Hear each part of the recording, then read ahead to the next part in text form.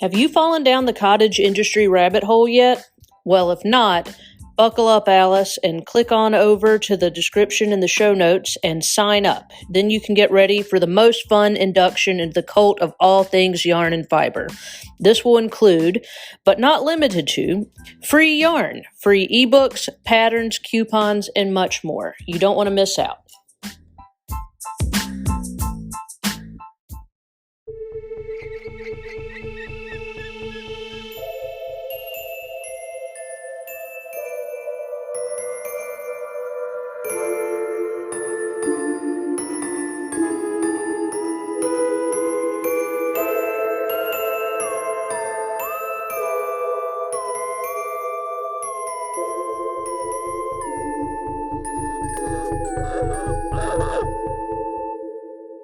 You are listening to Crime, Coffee, and Crafts, a podcast featuring two crafty besties who love true crime and a good cup of joe. Hey, amateur sleuths, I'm Kristen. And I'm Heidi.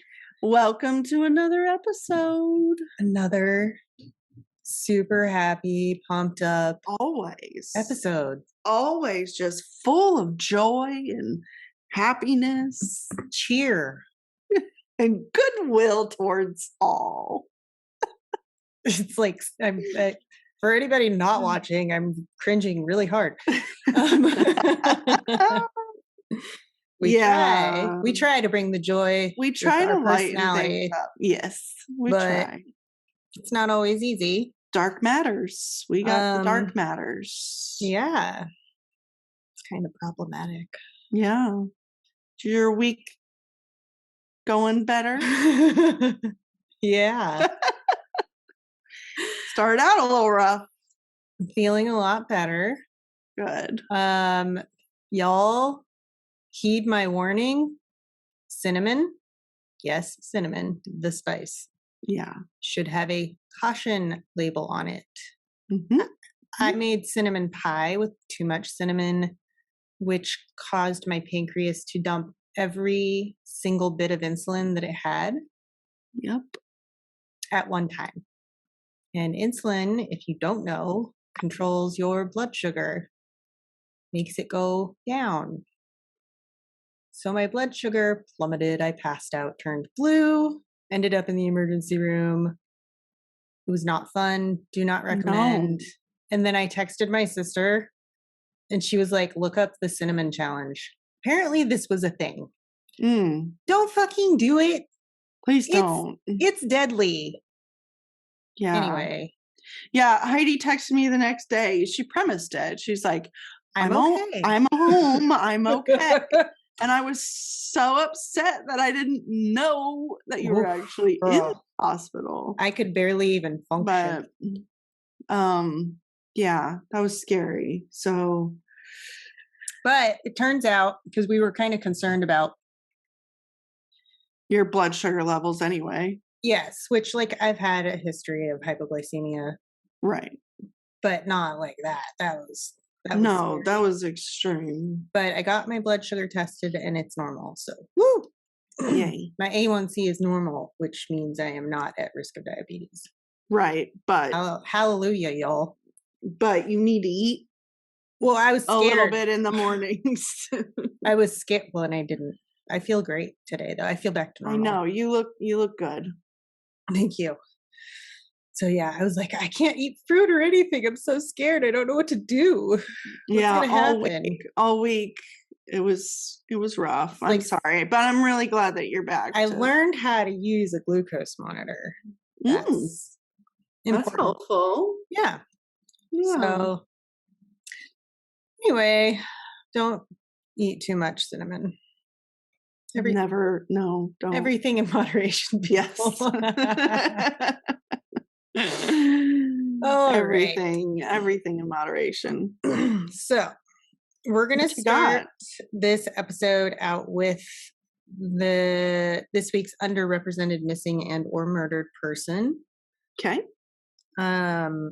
This week I want to talk about Mona Lisa Two Eagle. Oh, I know. That's quite a name. I know. She went missing She went missing on February 3rd, 1979 in Rosebud, South Dakota. Okay. And she isn't just missing. Her body was actually found 2 weeks after she went missing in a field. Okay. Yeah. So she was a member of the Sichangu Lakota Oyate tribe, which is also known now as the Rosebud Sioux tribe of South Dakota. Oh, okay. So if you have any information on her murder, I So know what you're saying, this is a cold case. This is a cold case. But it's actually not that old if it's 79. Right. Like recently we are closing a lot of old cases. Yes. And so if anybody it's never too late. Has been, holding on to this information for a long time, maybe now's the time to come out and give her family some closure. Yeah. It's time. You can call. Long overdue. Yes. You can call, text, or email. The agent on this case is Savannah Peterson with the Bureau of Indian Affairs Missing and Murdered Unit. I'll have all of the information in the description. So if you're anywhere you're at, listening, watching, whatever, just look it'll in the be in our notes. All of that information. Perfect. And you can text, call, or email, which makes things really easy. There's also a direct link to the missing person case itself in the description. So you can just click on that and get directly to it. And I'm doing my best to share them in our social media as well. Perfect. So many things. I know. There's a lot of to-dos. I need an assistant. Kristen needs a wife and I need an assistant. I know that was like a really sexist thing to say, but like you need like a wife to take care of everything at your house. But really I say that because I have yet to meet a guy that can do it as well as we can. David does a really good job at helping me. He's around. He's really super helpful. He like takes the reins and cooks dinner for all the kids and stuff. Yeah. Even when we have sleepovers, he even does the reading and stories and hell yes. Talks, it's you mean he's actually a really good dad? A very, very good dad. Go David. He likes to say that that's the only thing he's good at, but he's good at many things. He's a good human. So we like good humans. Yup. Well, maybe you just need a David to come over and like help out. Yes. Okay. So, are you ready for the case? No, because we need coffee and art. Oh no, we will, but I'm still going to say like what we're covering. Okay. I was like, you forgot something. Fear not. We're going to do the unsolved murder. Yes. I'm doing an unsolved case. I'm sorry, everybody, but hello. Oh. Unsolved murder of Jeannette Christine DePalma. Pretty intriguing case, if I must say so myself. Yeah. But before we get into that, coffee. It's very important. Spirit Mountain Roasting Company. Oh, yes. We love Spirit Mountain. Yay. Their espresso blend. And I freaking love them so much. Yeah. I'll tag them on our Instagram again because they also seem to be good humans. Yes. spiritmountainroasting.com. Highly recommend. It smells delicious. That sounds divine. I'm on my second giant cup. I don't want to tell you how many cups of coffee I've had already. It's late in the morning for Kristen. Yeah, I got up at 5:30. I did that yesterday and almost died, but I went to bed at like midnight. So, but it's my normal wake up. So I think this is our 15-ounce cup And Yeah. this is number 4. Oh God. How is your heart? Still slow. Like, I mean, I don't still sluggish.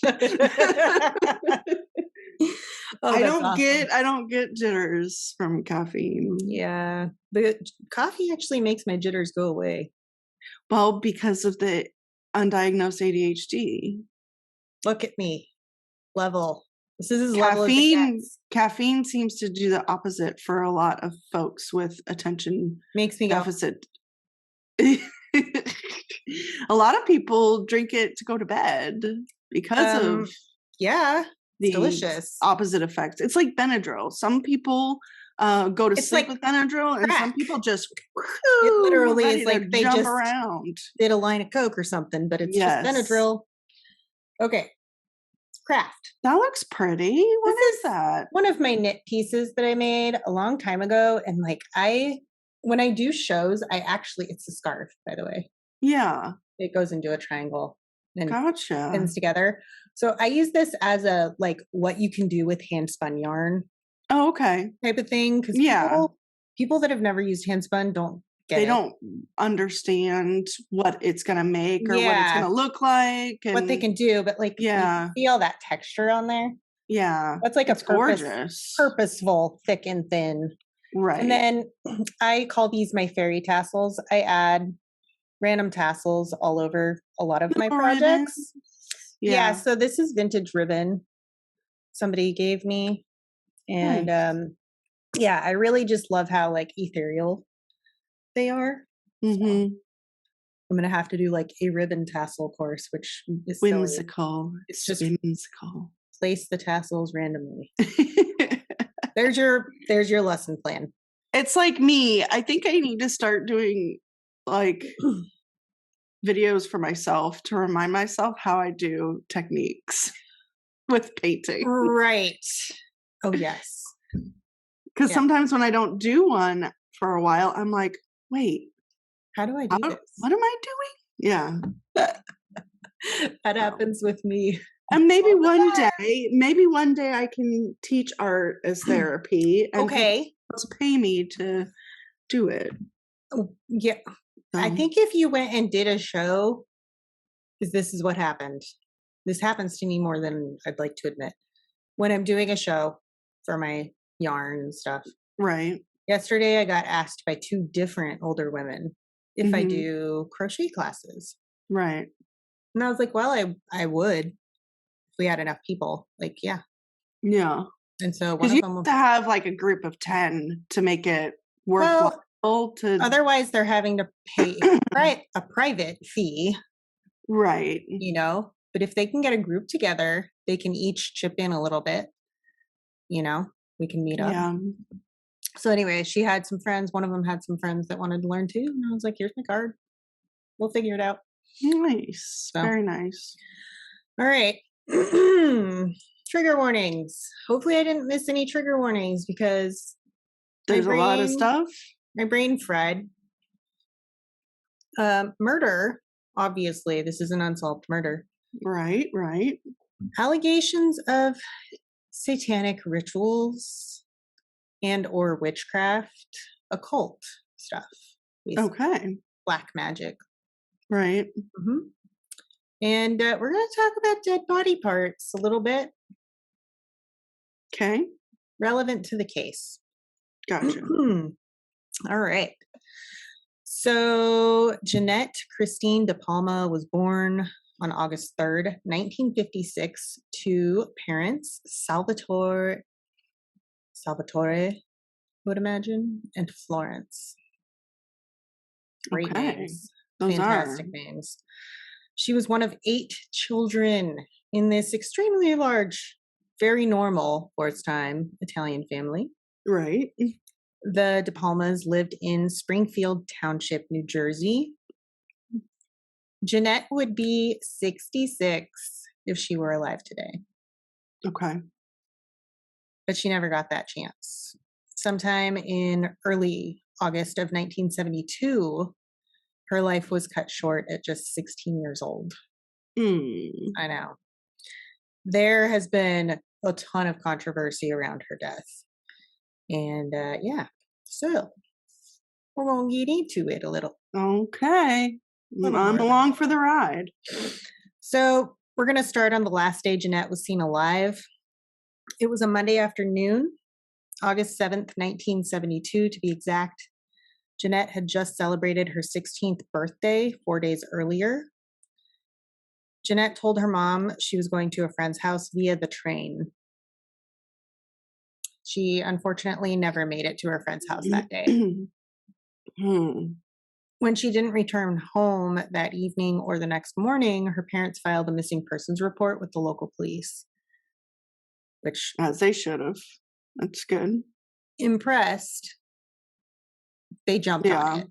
Yeah. Because oftentimes we see up until runaways. More recently, they just, they're like, oh, they're not missing. They just ran away. Right. Especially like in the 70s. Yes. So the next 6 fucking weeks were like, I can't even imagine how terrible they were for her family and friends. Yeah. She was just gone. And that is until September 19th, when Jeannette's remains were found by a dog. This dog brought Jeannette's decomposing right forearm with hand attached. Oh, back to the apartment probably building. Just thought, yeah, back to the apartment building where it lived with its owner.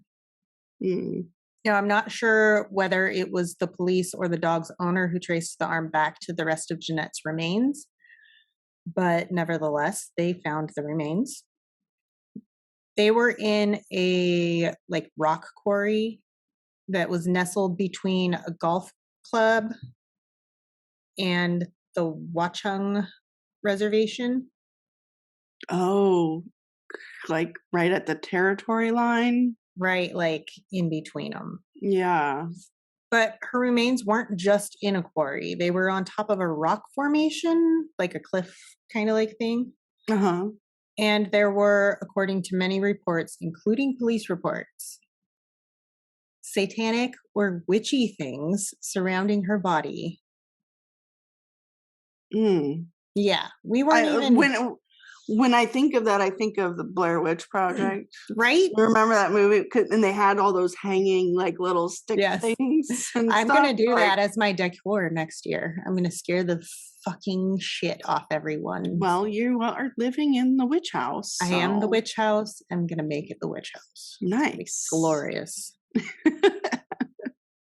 And this was still in the 70s. So we weren't even in satanic panic yet, but it was headed that direction. Yeah. This was beginning stages. Yeah. There were several different descriptions of the quote occult objects surrounding her remains, but most of them were similar in these ways. Her remains were surrounded by a coffin shape created by branches and logs. Oh. Which, yes, that is very interesting. Yeah. But that doesn't mean it's satanic. No. Or black magic. No. It doesn't. It does not determine it that way. It just maybe is showing that the person left her in her grave. Yeah. Inside this coffin shape, this is where it's a little weird. There were little wooden crosses. Blair Witch. It was the fucking Blair Witch that did it. It was. Some locals of Springfield claimed that Jeannette's remains were found on a pentagram and surrounded by animal remains. Which is not right. The police completely 100% denied this. Yeah. To add to the wild stories surrounding this case, the cliff Jeannette's remains were found on was known locally as the Devil's Teeth. Ooh. So, yeah. Side note, North Carolina has a weird place called the Devil's Tromping Ground. Oof. I'd like to go there someday, but people they say they camp in the center of it. Why the fuck would you do that? But then they find themselves out of the circle in the morning. I know what you're talking about, I think. Devil's Trumping Ground. I don't remember which part of the state it's in. I'm pretty sure it's the mountains or something. I think I've seen it on Zach Bagans. Probably. I mean, it is it's a paranormal. Yeah. I think they went there and he like entered the circle and he started feeling sick. But I could be thinking of a different place, but I'm pretty sure that's no, that sounds like the one. But anyway, I didn't mean to side note. No, add it to add it to the list. Add it to our list of places we're going during the daytime, not the nighttime. Right. Yeah, we don't. No, I'm not a paranormal investigator, but no. Okay, so unfortunately, Jeannette's remains were too badly decomposed for the autopsy to show anything. I mean, it was the 70s. Mm-hmm. It was the end of summer in the Northeast. It's hot as fuck. Yeah. It's humid as fuck. I mean, 6 weeks in that heat and humidity, not going to do any good. No. It's definitely going to speed things up a little. Or a lot. A lot. But or just make it worse. Right. There were no bone fractures, no wounds anywhere, no holes or anything in her clothes that could suggest a gunshot or a knife wound. There was nothing. But it was suggested by the coroner that maybe, just maybe, strangulation was the cause of death. Right. Because he couldn't rule it out. Well, what I was thinking is the hiatal, was it broken? Nothing was broken. Hmm. That's why I say possible strangulation, not hanging, but strangulation. Right. I mean. That's a tough one. Yeah. Now, thankfully, it was ruled homicide because they couldn't rule it out. Plus the weird way that her body was found.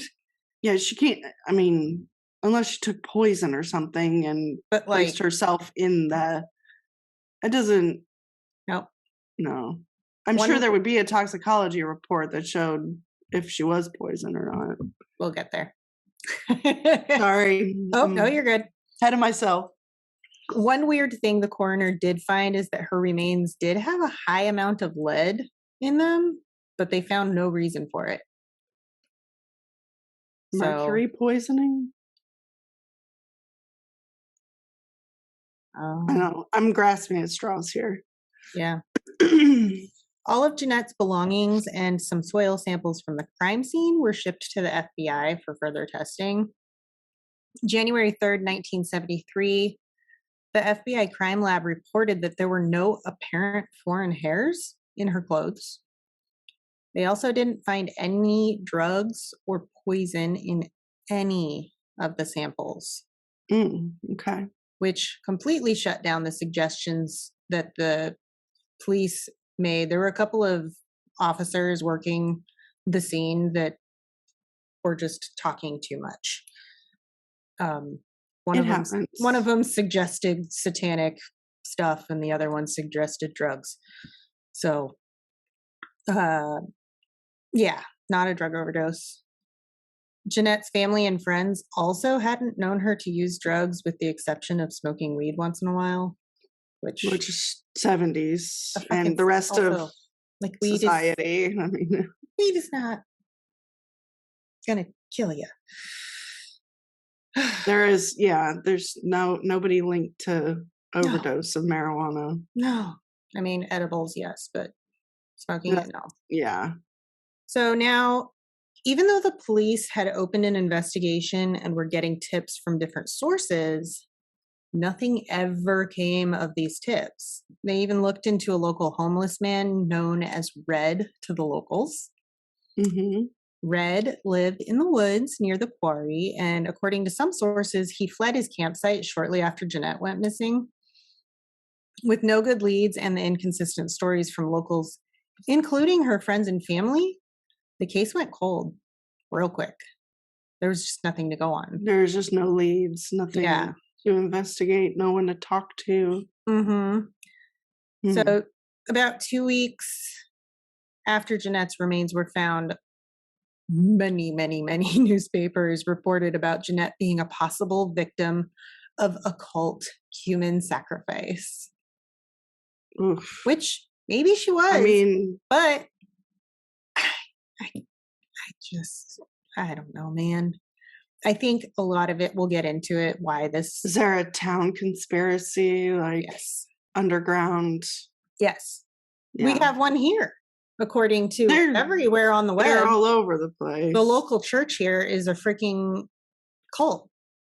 Probably. But it's not. It's just a really old Catholic church. It's the first Catholic church here. It's just old and really creepy. Yeah. I think it's cool looking. Okay. So in these reports, they made claims that these human sacrifices were done by either Satanists or a local witch coven practicing black magic who was based in the Watchung Reservation. So of course they're going to blame the indigenous people. Indigenous people, yeah. So ridiculous. So this period of time. Was she indigenous herself? No, she was Italian. 100%. Oh, that's right. Italian. Yeah. This period of time before Satanic Panic was called the Jesus Movement. Yeah. Now, this is like a weird time in our history when like the hippies were kind of like fading away a little bit. Right. And the evangelists were like full steam ahead. And so Buddhists, like all of the people at the airport. Yeah. And that was big time. Wild and then times. The punk movement started too. Really excited about speaking. Side piece. You gonna talk about it? Oh my God. Y'all. Okay, so remember a long, long time ago, I said if anybody loves me enough to buy me this album. Anyway. My mom bought me the album. This is from 1987, the year that it came out. They have not done any reprints since 1987 or 88. Mm-hmm. So it's super rare, hard to find, and she did it, and I'm so excited. It's the XXX Jane's Addiction. It's my fave. It's such a good album. I'm so excited. Anyway. The person that proof cried. The proof is in the pudding. Mom loves you to death. Yeah. Yes. Love you, Mom. Love you, Mom. She's like I think she's our number one fan. Just saying. Okay. So part of the reason that the news they were all making these assumptions was because the DePalma family was also extremely religious. They attended very Catholic. They attend something along those lines. I'm not really sure. They attended a church called Assemblies of God.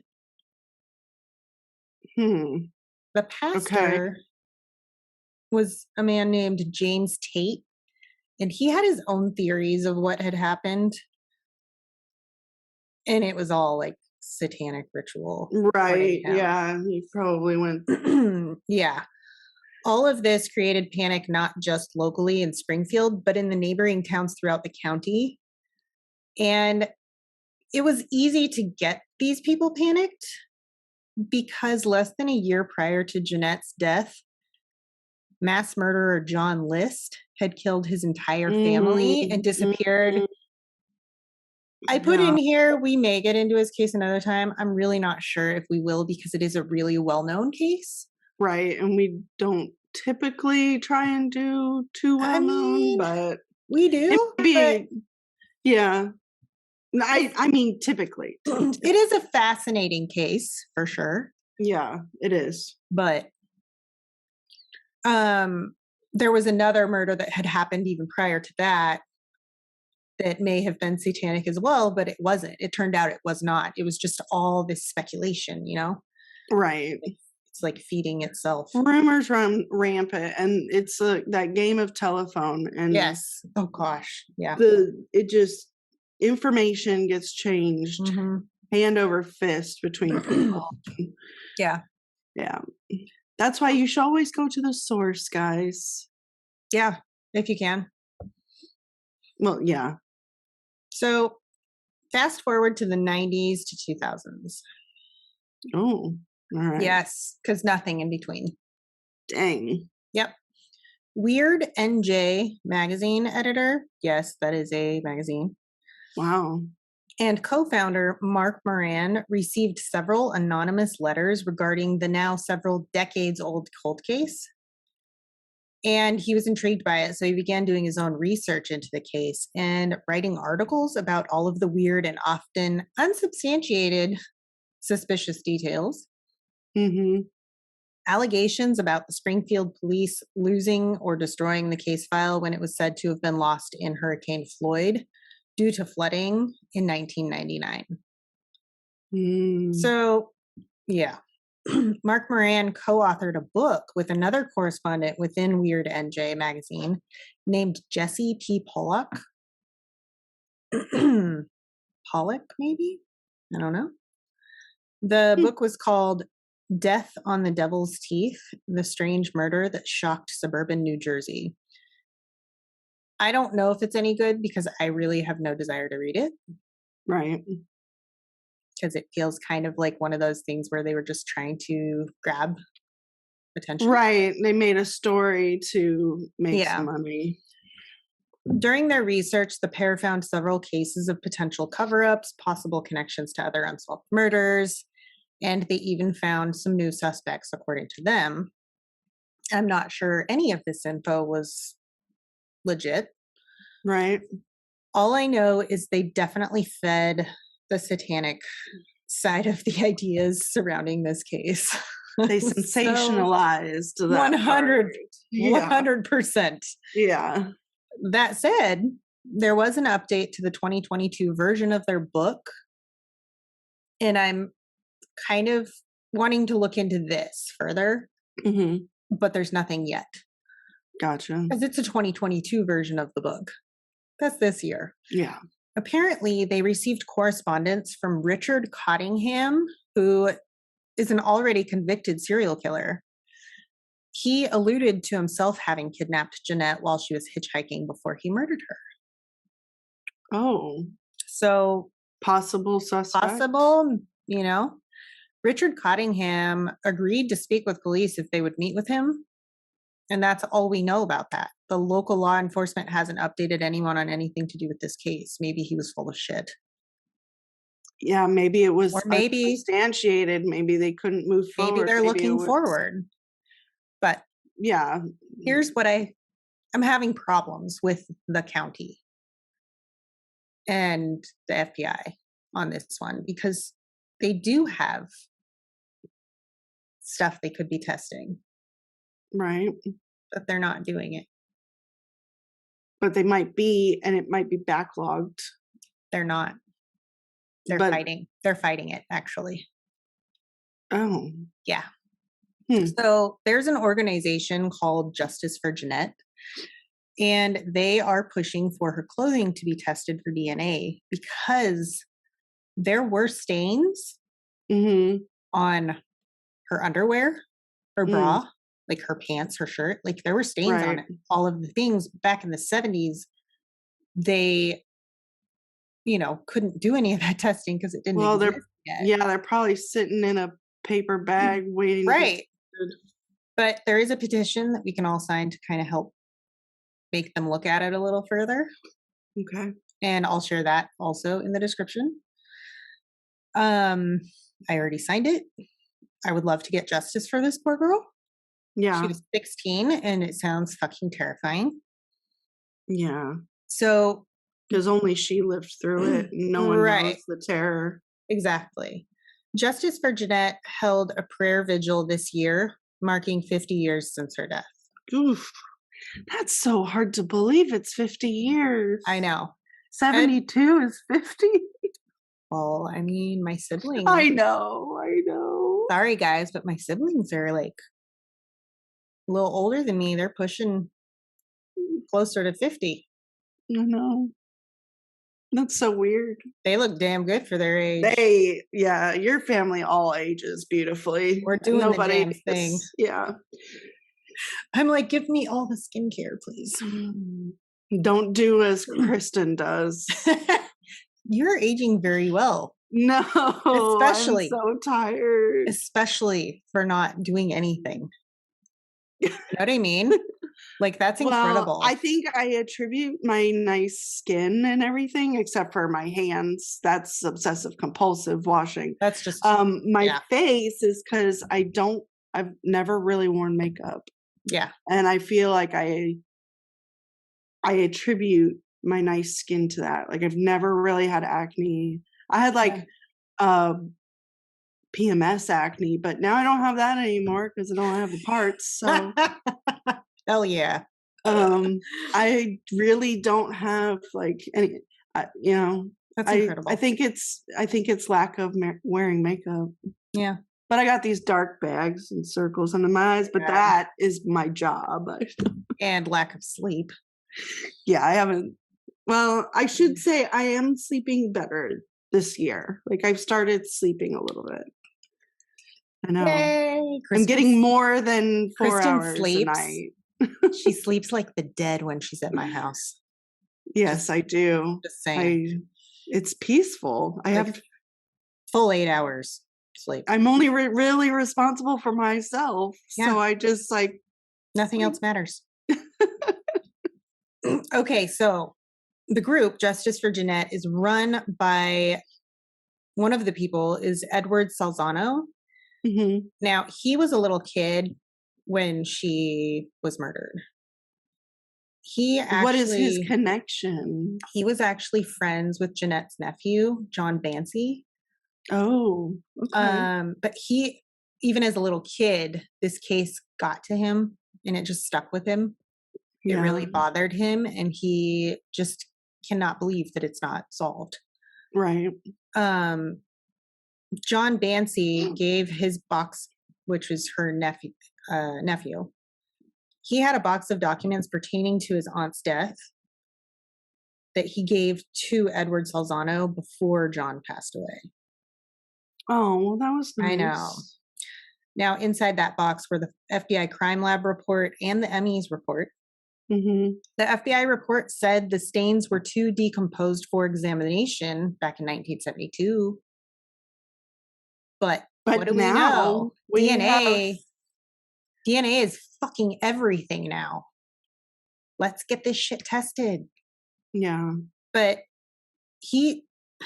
it's so frustrating. He has tried so hard to get the courts to agree to test this shit, and they keep denying it. He actually filed a lawsuit against the county. Yeah, because why not test it? Yeah. Why hold it back? Why not? What is the reason? Exactly. What is the reason? There's no reason. Solve a fucking murder. Unless they know something inside. Where do these come from, people? It's because they won't fucking answer our questions. Yes. Give me some answers. So anyway, Jeanette's her family needs some closure. Freaking closure. This case closure was sensationalized so much by the news. I personally don't think it had anything to do with any occult or satanic anything. The Church of Satan is not look at what they actually believe in. They don't do human sacrifice. It was not witchcraft. I'm sorry. Maybe it was somebody who thought they were doing something. Yeah. There's a lot of people have misconceptions of what things are, but more likely than not, it was somebody who just wanted to freak everyone out because they get off on it. The kind of person that murders somebody like that is the kind of person who wants that kind of attention. But I find it interesting that they never came, it's still open case. Maybe Richard Cottingham did do it. So, and the reason it all got started. Updates. Yeah. An officer made the mistake of saying that it looked like some satanic stuff, and the news just ran with it. Well, yeah, because they're going to go with the stuff that's most powerful and dramatic. Right. Yes. So that's all I've got. I really hope we do get an answer soon. Jeanette's family really does need some answers. I've got all of my sources listed here. I am going to put them into the show notes. They will be in the description if you would like to go read on about it. Yes. I'm also going to find some newspaper clippings because holy crap, the headlines for this were insane. I can imagine. Like bonkers. Yeah. So anyway. Nice. So hopefully we have some answers for Jeannette DePalma and go sign the petition. Sign the petition. Yeah, for sure. For shizzle. All right. Anything else? I don't know. You got something? That's all I got. Word. Till next time. Ta-ta. For now. Thanks for listening to Crime, Coffee, and Crafts. If you love our podcast, please rate and review us on Apple Podcasts. This helps us more than you know. If you really love us and want to support us, go to our website at www.crimecoffeeandcrafts.com. From there, you can join our Patreon, shop our merch, and find us on social media.